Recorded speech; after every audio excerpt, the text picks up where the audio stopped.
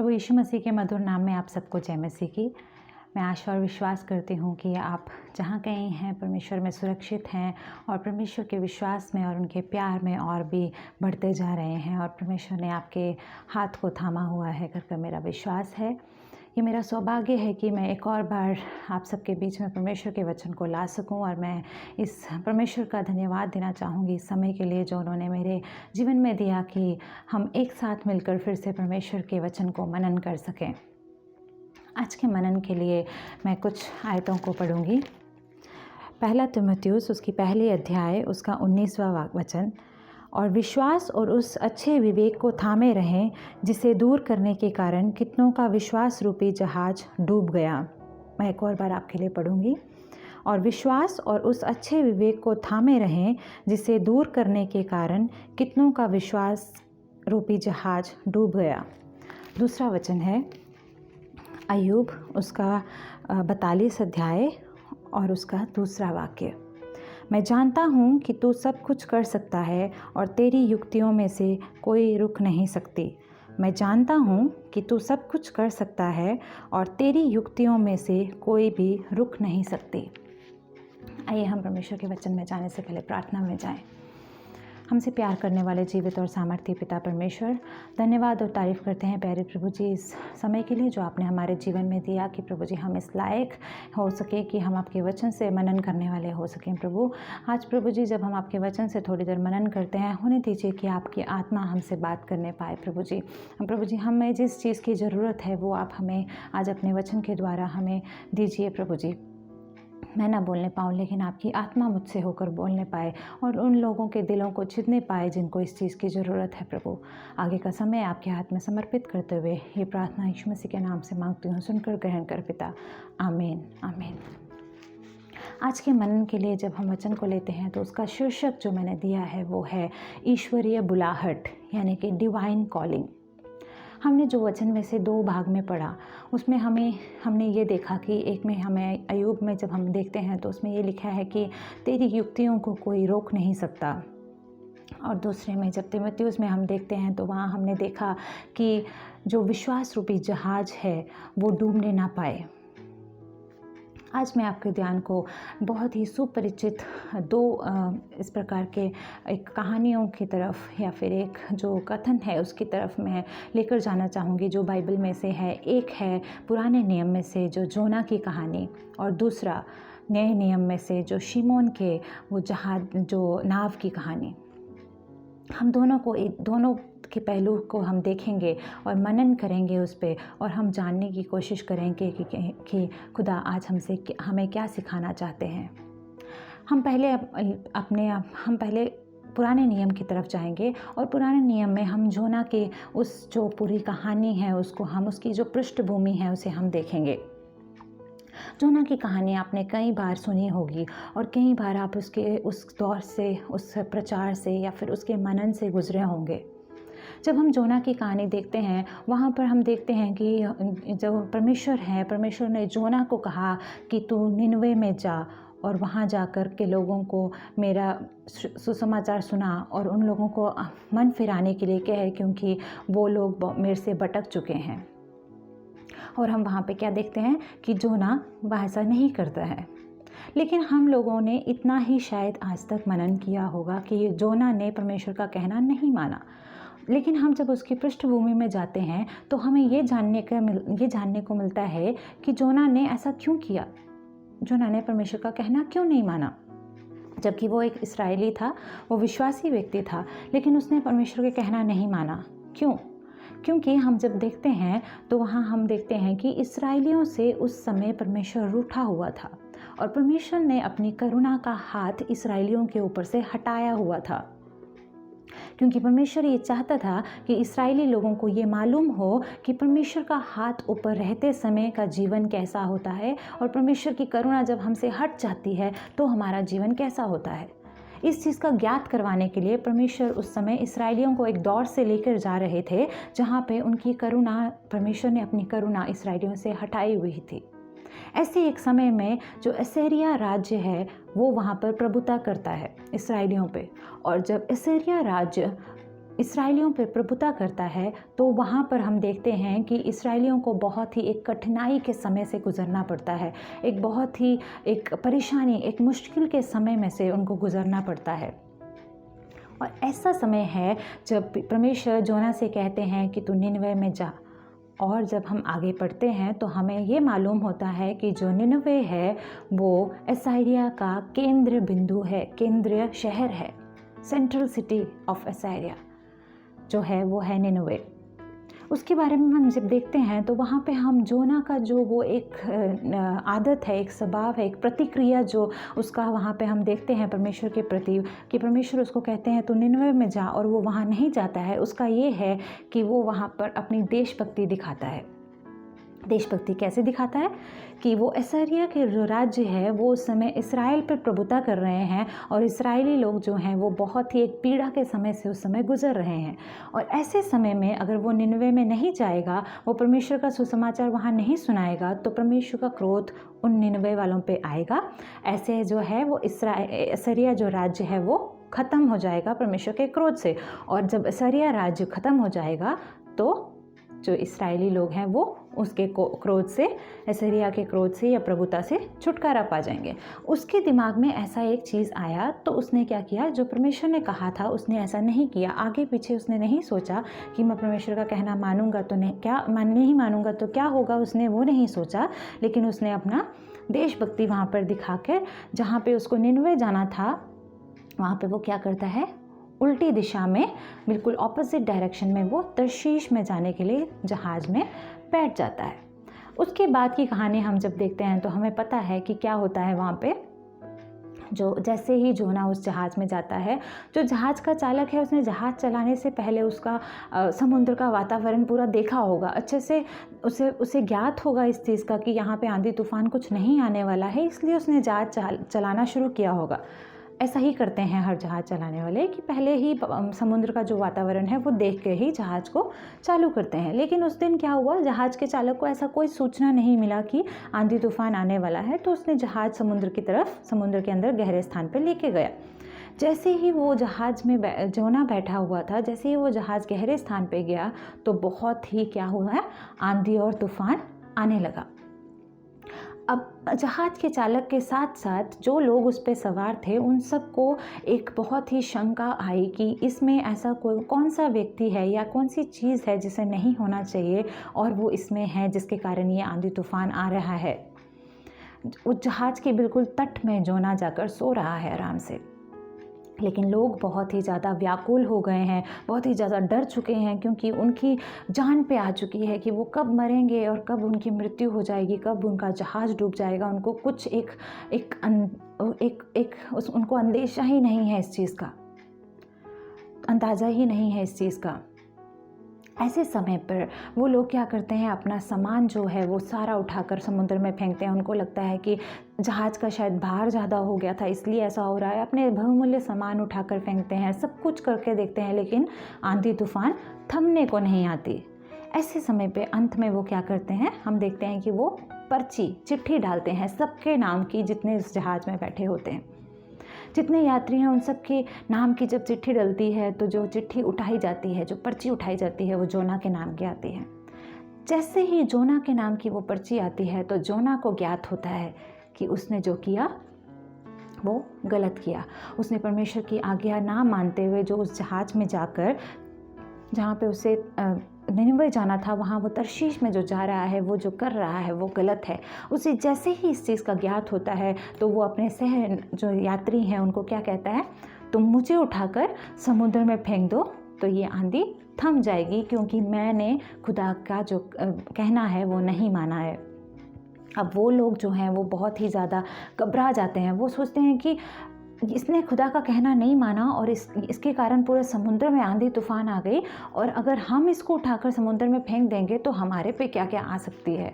उन लोगों को बहुत ही ज़्यादा डर लगने लगता है। लेकिन उसी के बाद हम तुरंत वहाँ देखते हैं कि जोना उनको फिर से बार उनको कहता है कि तुम्हारे पास कोई और ऑप्शन नहीं है इसके अलावा, तुम्हारे पास कोई और रास्ता नहीं है इसके अलावा कि तुम मुझे उठाकर समुद्र में डाल दो। तो वैसे ही सहयात्रियों के पास उसके अलावा जो रास्ता है वो नहीं दिख रहा होता है, तो वो क्या करते हैं, जोना को उठाकर समुद्र में डाल देते हैं। फिर हम देखते हैं कि वहाँ क्या होता है, जैसे ही समुद्र में जोना को डालते हैं वैसे ही वहाँ पे आंधी और तूफान शांत हो जाता है। मेरे प्रिय भाइयों और बहनों, आज जब मैं आपके साथ इस वचन को मनन कर रही हूँ, या फिर जोना के बारे में हम जब सीख रहे हैं, या फिर से एक बार हम जब जोना के ज़िंदगी के बारे में देख रहे हैं, तो मैं आपके ध्यान को लेकर एक अलग सी जगह में लेकर जाना चाहती हूँ। कई बार हमने जब इस प्रचार को सुना है तो हमने एक परमेश्वर के नज़रिए से इस कहानी को पढ़ा होगा, या फिर हमने जोना के नज़रिए से इस कहानी को देखा होगा, या फिर इस घटना को देखा होगा। आज हम जो नज़रिया देखने वाले हैं वो ना ही जोना का है ना ही परमेश्वर का है, लेकिन मैं आपके ध्यान को लेकर जाना चाहूँगी उस भीड़ की तरफ, या उस सहयात्रियों की तरफ। उनके जो नज़रिया है इस घटना के प्रति वो क्या है, उनका जो रवैया है इस घटना के प्रति वो क्या है। क्या उन्होंने कोई गलती की थी अपनी ज़िंदगी में? हो सकता है कि उन्होंने कई बार परमेश्वर की कहना नहीं माना हो, लेकिन जब इस घटना को हम बाइबल में पढ़ते हैं तो हमें कहीं भी दिखाई नहीं देता, कि हम कहीं नहीं पढ़ते कि जोना के साथ जो सहयात्री थे वो सबके सब परमेश्वर के कहना का उल्लंघन कर उस जहाज़ में बैठे थे। सिर्फ जोना परमेश्वर की आज्ञा का उल्लंघन कर उस जहाज़ में बैठा था, लेकिन उसका इफ़ेक्ट जो जोना के ऊपर, जो जोना को परमेश्वर ने जब एक पाठ सिखाना था तो उसके साथ जो लोग थे उनको भी एक मुश्किल के दौर से होकर गुजरना पड़ा।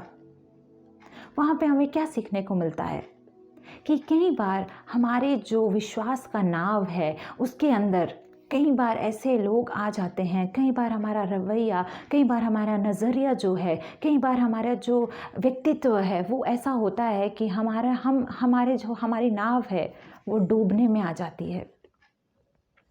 इस घटना से हमें ये सीखने को मिलता है कि हमें परमेश्वर का जो ईश्वरीय बुलाहट है उसे जानकर अपने नाव को जांचने की ज़रूरत है कि उसमें से कौन सा चीज़ निकाल कर बाहर फेंकना है, उसमें से उसको छांटने की ज़रूरत है। अगर हम ईश्वरीय बुलाहट को अपने जीवन में देखते हैं तो हमें अपने नाव को साफ करने की ज़रूरत है।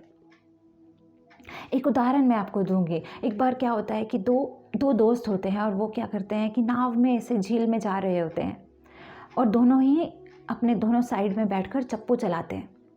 वो दोनों चप्पू चला रहे होते हैं तो एकदम से क्या होता है, एक दोस्त जो है वो अपना चप्पू चलाना बंद कर अपने ही नीचे छेद करने लगता है, और दूसरा जो दोस्त है वो बहुत ही हैरानी से देखता है और वो कहता है कि तू क्या कर रहा है, तू ऐसा क्यों कर रहा है। तो वहाँ पर वो दूसरा जो दोस्त है वो कहता है तू बिल्कुल फ़िक्र मत कर, मैं अपने नीचे ही छेद कर रहा हूँ, तुझे इसका कोई फ़र्क नहीं पड़ेगा। लेकिन जो दूसरा दोस्त होता है वो उसे अच्छे से ज्ञात है कि अगर ये अपने नाव में बैठकर एक ही नाव में बैठकर अब भले ही अपने नीचे छेद कर रहा है, लेकिन वो जो छेद कर रहा है उसका असर इस पे भी धीरे धीरे पड़ेगा। जब पानी भरना शुरू होगा तो वो इसकी तरफ भी आएगा और पूरी की पूरी नाव डूबेगी, सिर्फ उसका तरफ नहीं डूबेगा। उसी प्रकार से हमें भी अपने जीवन में देखने की ज़रूरत है कि क्या ऐसा कुछ हमारा नज़रिया, हमारा रवैया, या फिर हमारी कोई मनुष्यत्व, या फिर ऐसा कोई व्यक्ति, ऐसी कोई चीज़ें हमारे जीवन में हैं जो अपने ही जगह में बैठकर जहाँ पे वो हैं वहीं पे छेद कर रहे हैं, और अंत में आराम से धीरे धीरे वो हमारी पूरी ही ज़िंदगी को लेकर डूबेगा। क्या हमारे जीवन में ऐसी कोई चीज़ें हैं? मेरे प्रिय भाइयों और बहनों, आज जब हम इस वचन से मनन कर रहे हैं, मैं आपको प्रोत्साहित करूंगी कि आप परमेश्वर के साथ एकांत में समय व्यतीत करें। एकांत में परमेश्वर के साथ बैठें और परमेश्वर से पूछें कि परमेश्वर, क्या मेरी ज़िंदगी में ऐसी कोई चीज़ें हैं जिनके साथ मैं इमोशनली अटैच हूँ और मैं नहीं जानता हूँ या जानती हूँ कि वो मेरे ही विश्वास के नाव में छेद कर रहे हैं, जिसके कारण एक दिन ऐसा होगा कि मेरी विश्वास की नाव डूब जाएगी। अगर हमें इस चीज़ का जब ज्ञात होगा तो हमें पता चलेगा कि ऐसी कौन सी चीज़ है जिसे नाव से निकाल कर बाहर फेंकने की ज़रूरत है। हम जब देखते हैं कि हम जब अपने नाव से चीज़ों को बाहर निकाल के फेंकते हैं तो हमें वहाँ पर क्या होता है कि निराशा होती है, क्योंकि हम उन चीज़ों के साथ बहुत ही इमोशनली अटैच हैं। जैसे कि हम जोना की घटना देखते हैं, वहाँ पे लोग बहुत ही निराश और हताश हो गए थे जब उनको ये पता चला कि उनके पास कोई और रास्ता नहीं है, इसके बजाय कि वो जोना को उठाकर समुद्र में डालें। हमारे पास भी कई बार कोई और रास्ता नहीं होता कि हम उस व्यक्ति को अपने जीवन से निकालें, या फिर उस चीज़ को जो बहुत ही हमारे करीब है उसे हम निकालें। कई बार वो हमारी नौकरी हो सकती है जो हमारे विश्वास के जहाज़ में छेद कर रही हो, तो हमें वो नौकरी छोड़ने में या फिर उस नौकरी को त्यागने में बहुत ही विपत्ता आ सकती है। लेकिन ऐसे समय में हमें ये जानने की ज़रूरत है कि जैसे परमेश्वर के जोना के जीवन में परमेश्वर के लिए एक उद्देश्य था, उसी प्रकार से जिसको हम अपने जीवन से निकाल रहे हैं या जिसको हम त्याग रहे हैं, उस चीज़ का या उस व्यक्ति का भी परमेश्वर का उनके जीवन में एक उद्देश्य है। हम कई बार ऐसा सोचते हैं कि अगर हमने इस व्यक्ति को छोड़ दिया तो इसको परमेश्वर की तरफ और कौन लेकर आएगा, एक हम ही तो हैं इनके साथ। ऐसा कई बार हम सोचते हैं और हम अपने ही जहाज़ में छेद होने देते हैं, हम उस चीज़ को जाने देते हैं। लेकिन आज आपको इस चीज़ के जानने की ज़रूरत है कि अगर आपके जहाज़ में कोई चीज़ छेद कर रही है तो आपको उसके अलावा आपके पास कोई रास्ता नहीं है कि आप उसे निकाल कर बाहर फेंकें। आप जब उसे बाहर फेंकेंगे तो आपको भी निराशा होगी और जो व्यक्ति बाहर गया उसे भी निराशा होगी। लेकिन मेरे प्रिय भाइयों और बहनों, आपको इस चीज़ को जानने की बहुत ही ज़रूरत है कि जब आप उसको बाहर निकालेंगे तो आप अपने नाव की मरम्मत कर रहे हैं, और जब वो बाहर निकल रहा है तो परमेश्वर के और भी करीब जा रहा है, जिस प्रकार हम योना की घटना में देखते हैं। योना की घटना में हम जब देखते हैं तो योना जब मछली के पेट में था तो उसने अंगीकार किया, उसने पश्चाताप किया, उसने क्षमा मांगा परमेश्वर से। और वो उस टाइम नाव में नहीं था, वो नाव से बाहर फेंका गया था और वो मछली के पेट में था। तो सेम ऐसा ही दूसरों के जीवन में भी होता है। जब हम उनको अपने जीवन से बाहर निकालते हैं तो वो मौका होता है जब परमेश्वर उनको कुछ पाठ पढ़ाना चाहते हैं, और अगर हम उसके लिए उनको तैयार नहीं करेंगे, हम उनको अपने जीवन से बाहर नहीं निकालेंगे, तो ना ही परमेश्वर उनको पाठ पढ़ा पाएंगे और ना ही हमारे नाव की मरम्मत हो पाएगी। हम एक साथ दो जिंदगियों के साथ उस टाइम खेलेंगे।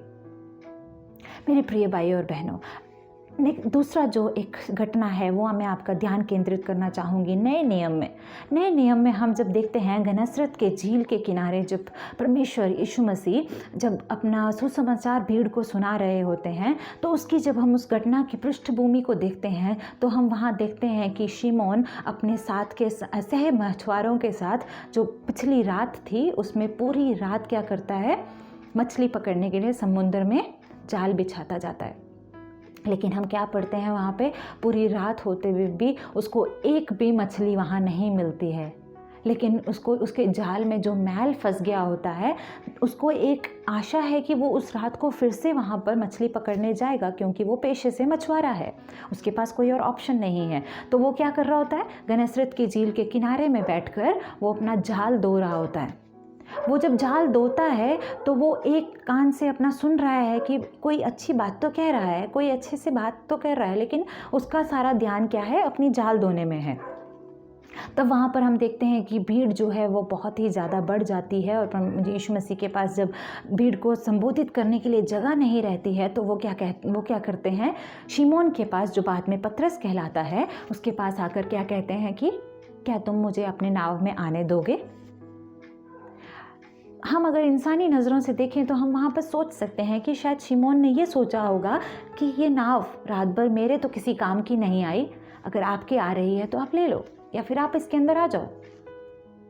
तो उसने भी ऐसा ही किया, उसने यीशु मसीह को अनुमति दिया कि वो उस नाव के अंदर आए। और हम वहाँ पर आगे क्या पढ़ते हैं कि यीशु मसीह ने वहाँ पर भीड़ को संबोधित किया, सुसमाचार वहाँ पर बांटा, और उसके बाद जब भीड़ चली जाती है तो परमेश्वर यीशु मसीह उसको क्या कहते हैं, शिमोन को, कि अपनी नाव को समुद्र की गहराई में लेकर जा। तब हम वहाँ पर एक रवैया जो शिमोन का है उसे देखते हैं। कई बार हम इंसानी रूप में क्या होता है कि हमें परमेश्वर जब किसी चीज़ के लिए सकेत करते हैं तो हम क्या करते हैं, अपने बलबूते पे जो ज़्यादा विश्वास करते हैं, और हमारी जो क्वालिफ़िकेशन है, हमारा जो एक्सपीरियंस है, उस पे हम ज़्यादा विश्वास करते हैं। होता क्या है कि हमें जब परमेश्वर एक दस्तक देते हैं तो या फिर कोई और व्यक्ति के द्वारा परमेश्वर हमें कुछ सिखाना चाहते हैं, तो हम वहाँ पर क्या कहते हैं कि ये बात अब तुम मुझे सिखाओगे, तुम मुझे बताओगे कि इसे कैसे करना है।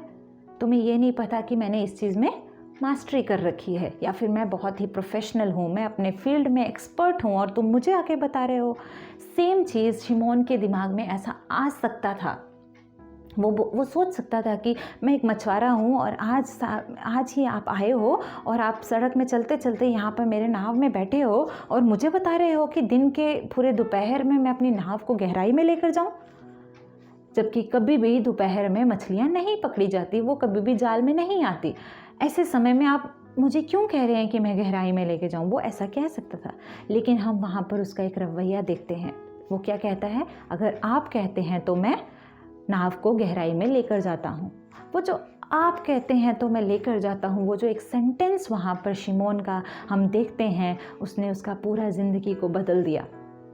आगे जब हम उसी घटना में पढ़ते हैं तो हम क्या देखते हैं कि वो जब गहराई में जाल को लेके जाता है और जाल डालता है तो वहाँ पे इतनी सारी मछलियाँ आती हैं कि उसको साथ के मछुआरों को बुलाना पड़ता है कि आकर हाथ बटाओ या फिर नहीं तो नाव ही डूब जाएगी। वहाँ पे इतने बड़े आशीष को हम उसके जीवन में वहाँ देखते हैं, सिर्फ इसलिए कि उसकी जो बुलाहट है उसे उसने जाना। तो यीशु मसीह ने उसको क्या कहा कि आज से तू मछुआरा नहीं, मछली को पकड़ने वाला नहीं, लेकिन मनुष्य को पकड़ने वाला मैं तुझे बनाऊंगा। उस दिन से उसका जो जीवन है वो बदल गया और उसके बाद हम देखते हैं कि वो यीशु मसीह के चेलों में से एक था जो बाद में पतरस कहलाया। तो इस घटना से हमें क्या सीखने को मिलता है कि कई बार हमें अपने नाव में कुछ चीज़ों को अंदर आने की अनुमति देनी चाहिए या देनी पड़ती है कि हमारा जो ईश्वरीय बुलाहट है उसको हम अच्छे से जान पाएं। पुराने नियम की घटना से हमने ये सीखा कि हमें कुछ चीज़ों को निकालने की ज़रूरत है कि हम अपने विश्वास के नाव को डूबने से बचाएं। नए नियम से हमने ये सीखा कि हमें कुछ चीज़ों को अंदर आने की अनुमति देनी चाहिए ताकि हमारी नाव जो है वो सुरक्षित रहे और जो हमारा ईश्वरीय बुलाहट है उसे हम अच्छे से जान पाएँ। उसके बाद हम जब उसके आगे वाले वचनों में आगे दोनों ही अगर घटनाओं को हम देखें तो दोनों ही जो जीवन है वो आशीषित हुए। जिसने नाव से निकाला वो भी आशीषित हुआ, जिसने नाव में डाला वो भी आशीषित हुआ। हम जब ईश्वरीय बुलाहट के बारे में बात करते हैं तो ये दो घटना के अलावा हमें और अच्छे से अगर जानना हो कि बुलाहट का मतलब क्या है या बुलाहट हमें कैसे पता चलेगा, तो मैं आपका ध्यान एक उदाहरण, बहुत ही साधारण से एक उदाहरण है उसकी तरफ लेकर जाना चाहूँगी। हमारे सबके पास मोबाइल फ़ोन्स हैं और हमने उसमें सब में कॉन्टैक्ट सेव करके रखे हैं।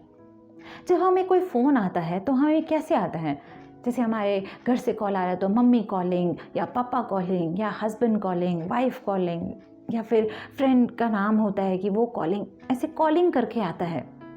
उसी प्रकार से हम किसके बारे में बात कर रहे हैं, डिवाइन कॉलिंग। तो मैं आपको इस चीज़ से उदाहरण से ये समझाना चाहूँगी कि जब हमें कोई फ़ोन आता है तो अगर वो फ़ोन आप इमेजिन करो कि अगर वो कॉल जो आपको आ रही है वो आप नहीं उठाएं तो क्या होगा। अगर वो बहुत ही अर्जेंट कॉल थी और वो आपने उठाई नहीं, वो रिसीव नहीं कर पाए आप किसी कारण से, आप बहुत बिजी थे या फिर कुछ कारण है जिसके कारण आप वो कॉल रिसीव नहीं कर पाए, तो क्या होता है कि वो अर्जेंट कॉल होने के कारण जो मैसेज है वो दूसरे लोगों को पास किया जाता है कि आपको बताया जाए, लेकिन आप फर्स्ट हैंड उस मैसेज को रिसीव नहीं करते हैं। और जब दूसरों को वो मैसेज मिलता है तो वो जब आपके पास घूम फिर कर आता है तो ज़रूरी नहीं है कि जैसा वो मैसेज था वैसा ही वो आपको मिले। वो शायद वो मैसेज कम मिले या वो मैसेज ज़्यादा मिले या मैसेज बिल्कुल ही चेंज होकर मिले, कुछ भी उस मैसेज के साथ हो सकता है। मेरे प्रिय भाई और बहनों, सेम चीज़ होता है जब हम ईश्वरीय बुलाहट को जान नहीं पाते या फिर ईश्वरीय बुलाहट को हम जब रिसीव नहीं करते। हमारे जीवन में जब ईश्वरीय बुलाहट को हम जान नहीं पाते तो हम आजू बाजू के जो लोग हैं जो वो हमें कहते हैं कि आपके जीवन में ईश्वरीय बुलाहट ये है, आपके जीवन में ये है या फिर ये नहीं है, ऐसा नहीं वैसा है, तो हम उस चीज़ों के पीछे जाते हैं क्योंकि हमने खुद फर्स्ट हैंड उसे रिसीव नहीं किया। और जब हमने फर्स्ट हैंड उसे रिसीव नहीं किया तो जो ओरिजिनल कॉपीराइट ब्लेसिंग था वो हमारे तक नहीं पहुंचा।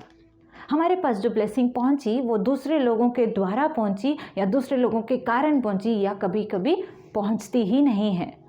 और हम अपने आप को उसके लिए कोसते हैं कि परमेश्वर का बुलाहट मेरे जीवन में है क्या, मुझे ये ही नहीं पता। तो मेरे प्रिय भाइयों और बहनों, आज जब हम इस वचन से मनन करते हैं तो मैं आपको प्रोत्साहित करना चाहूँगी इस वचन से कि आप लोगों की तरफ ना देखें, आप लोगों से अपनी बुलाहट ना जानें, आप लोगों से अपना बुलाहट ना पूछें, लेकिन एकांत में जाएं, परमेश्वर से बात करें और परमेश्वर से पूछें कि मेरी ईश्वरीय बुलाहट क्या है, आप मेरे जीवन से क्या चाहते हैं, आप मुझे जीवन में क्या देना चाहते हैं, आपने मेरे लिए जीवन में क्या रखा है, आप मुझे बताएं। और जब आप ऐसा समर्पण वाला प्रार्थना परमेश्वर के सामने करेंगे तो मेरे प्रिय भाइयों और बहनों, ज़रूर है कि ये बहुत ही अनिवार्य है या फिर बहुत ही इसका कोई इसमें शंका रखने की ज़रूरत नहीं कि आप अपने बुलाहट को जान जाएंगे और आपको पता चलेगा कि आपके जीवन का मकसद क्या है। और जब आप अपने जीवन के मकसद को जान जाएंगे तो आपको जीने का एक मकसद मिलेगा और आपको जीने के लिए और भी रीजंस मिलेंगे कि आप अच्छे से जिएं और परमेश्वर के लिए जिएं, क्योंकि आप अपने जीवन में बुलाहट को जानते हैं। मेरे प्रिय भाई और बहनों, हम जब इस वचन से मनन करते हैं तो मैं चाहती हूँ कि आप जहाँ कहीं भी हैं, अभी जब आप इस वचन को सुन रहे हैं तो परमेश्वर को अपने आप को परमेश्वर के सामने समर्पित करें। किसी भी तरह से हो सकता है कि आपने शायद अपने ईश्वरीय बुलाहट को अच्छे से अपने जीवन में नहीं पहचाना होगा, या फिर आपको पता है कि आपकी ईश्वरीय बुलाहट क्या है और आप उसके लिए अपने आप को तैयार नहीं कर पा रहे। आप कुछ चीज़ें आपकी नाव में हैं अभी भी जो आप नहीं छोड़ पा रहे, या फिर कुछ ऐसी चीज़ें हैं जो आपको रोके हुए हैं, या फिर कोई व्यक्ति हैं जो आपको पकड़े हुए हैं। मेरे प्रिय भाइयों और बहनों, मैं आपसे अनुरोध करूंगी कि इसी समय अपने आप को परमेश्वर के सामने समर्पित करें और परमेश्वर से कहें कि परमेश्वर, मैं अपनी बुलाहट को जानता हूँ, मैं अपनी बुलाहट को जानती हूँ, लेकिन ये कुछ चीज़ें हैं जिनके कारण मैं उस चीज़ के लिए तैयार नहीं हो पा रहा हूँ। जब आप ऐसा करेंगे तो परमेश्वर आपसे खुद बात करेंगे, परमेश्वर आपकी ज़िंदगी में आएंगे और परमेश्वर एकांत में आपसे आकर बात करेंगे और अपनी बुलाहट को आपके सामने जाहिर करेंगे। मैं इसी के साथ ये वचन जो हमने मनन किया है यहाँ पर समाप्त करना चाहूँगी, और आइए हम अपने सरों को झुकाएं और प्रार्थना में जाएं। यीशु बुलाता तुम्हें, यीशु बुलाता तुम्हें, बड़ी चाहत से तुमको बाहों में लेने, यीशु बुलाता तुम्हें, बड़ी चाहत से तुमको बाहों में लेने, यीशु बुलाता तुम्हें। प्रेम पिता परमेश्वर, धन्यवाद और तारीफ़ करते हैं प्यारे प्रभु जी इस समय के लिए जो आपने हमारे जीवन में दिया, और प्रभु जी हमें इस लायक बनाया कि हम आपके वचन से मनन करने वाले हो सकें। और एक और बार आपने हमें इस चीज़ का ज्ञात करवाया कि आपकी हमारे जीवन में आपकी क्या बुलाहट है। प्रभु जी हम नहीं जानते कि प्रभु जी ऐसा हो सकता है कि हम में से कई जन ऐसे हैं जिनको अपने बुलाहट के बारे में कोई अंदाज़ा नहीं है, नहीं जानते कि हमारी बुलाहट क्या है, या फिर अगर हमें बुलाहट का पता है और हम आपके रास्ते से भटक चुके हैं प्रभु जी, आज हम आपके सामने फिर से आते हैं प्रभु जी, अपने सिरों को आपके सामने झुकाते हैं प्रभु जी, अपने आप को आपके सामने नम्र करते हैं प्रभु जी, और हम अपनी ज़िंदगी को आपके हाथ में सौंपते हैं। और हम चाहते हैं कि प्रभु जी आपकी जो बुलाहट हमारे जीवन में है उसको हम बेखूबी निभाने पाएँ। प्रभु जी आप हमारे जीवनों को अपने हाथ में लेके इस्तेमाल कीजिए प्रभु जी। आपकी बुलाहट के कारण प्रभु जी हमारी ज़िंदगी आपके लिए और भी अच्छे से इस्तेमाल होने पाए। जो लोग हमें देखते हैं प्रभु जी वो हम में से प्रभु जी आपको देखने पाए, आपके प्यार की तरफ और भी खींचे चले आए प्रभु। धन्यवाद देते हैं इस समय के लिए जो आपने हमें दिया प्रभु जी, और आगे का समय आपके हाथ में समर्पित करते हुए ये प्रार्थना यीशु मसीह के नाम से मांगते हूँ, सुनकर के घर पिता, आमीन आमीन। परमेश्वर आप सबको आशीष और बरकत दे।